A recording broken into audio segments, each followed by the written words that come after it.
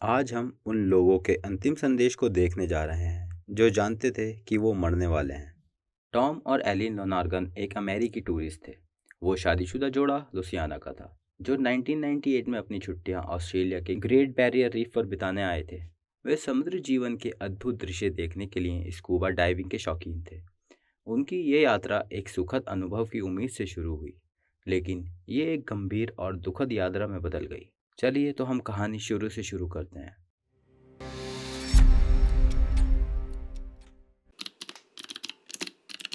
25 जनवरी 1998 को टॉम और एलिन लोनार्गन ने एक स्कूबा डाइविंग टूर बुक किया।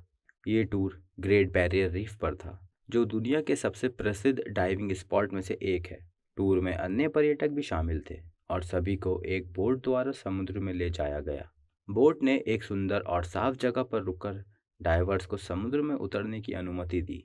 इसलिए टॉम, एलिन और अन्य लोगों ने खुशी खुशी अपने फिन्स, मास्क और टैंक पहन लिए।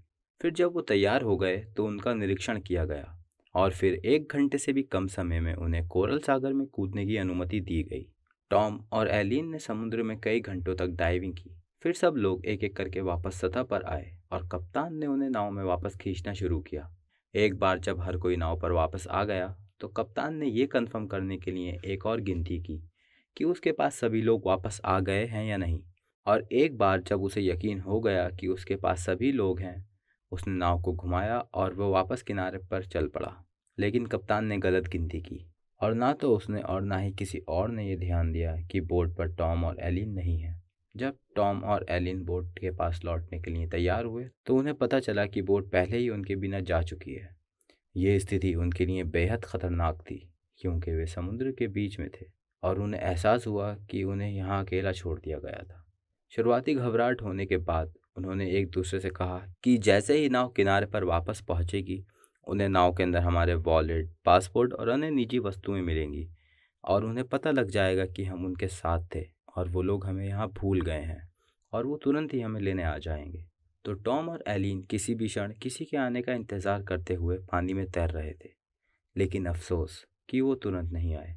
उनको वापस आने में 48 घंटे लगे, क्योंकि उनको ये देखने में समय लगा कि उनके पर्स, पासपोर्ट और व्यक्तिगत वस्तुएं अभी भी उस नाव के अंदर थीं।